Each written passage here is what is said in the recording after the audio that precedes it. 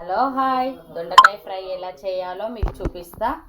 దొండకాయలు అయితే ఇలా కడుక్కొని మనం ముక్కలుగా కట్ చేసుకోవాలి. కడాయిలు పెట్టుకొని మనం సరిపడంత ఆయిల్ పోసి జీలకర్ర ఆవాలు వేసుకోవాలి. పచ్చిమిర్చి ఉల్లిగడ్డ వేసుకొని కలుపుకున్నాం. అల్లం వేసుకొని పచ్చివాసన పోయేంత వరకు ఆయిల్లో మంచిగా ఫ్రై చేసుకోవాలి. పసుపు వేసుకొని కలుపుకోవాలి.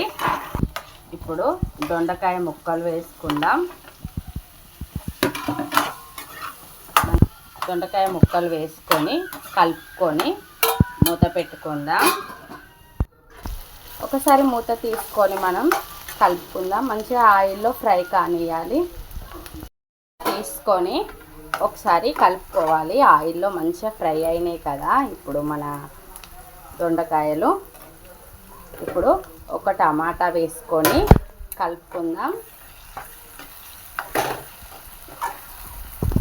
ఇలా కలుపుకొని ఒక 5 నిమిషాలు మూత పెట్టుకుందాం. ఎందుకంటే టమాటా మనకు వక్కలు లేకుండా మంచిగా గ్రేవీ లాగా అవుతుంది. మనం సరిపడంత కారం వేసుకుందాం. సరిపడంత ఉప్పు వేసుకుందాం.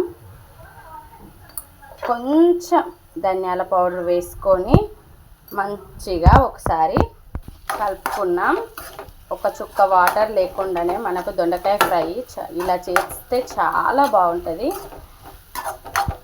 ఇలా కలుపుకొని మనం ఒక 5 నిమిషాలు మనం మూత పెట్టేసుకుందాం. ఇప్పుడైతే మనం మూత తీసుకొని కొత్తిమీర వేసుకొని స్టవ్ ఆఫ్ చేసుకుందాం. మన దొండకాయ ఫ్రై అయితే రెడీ అయింది.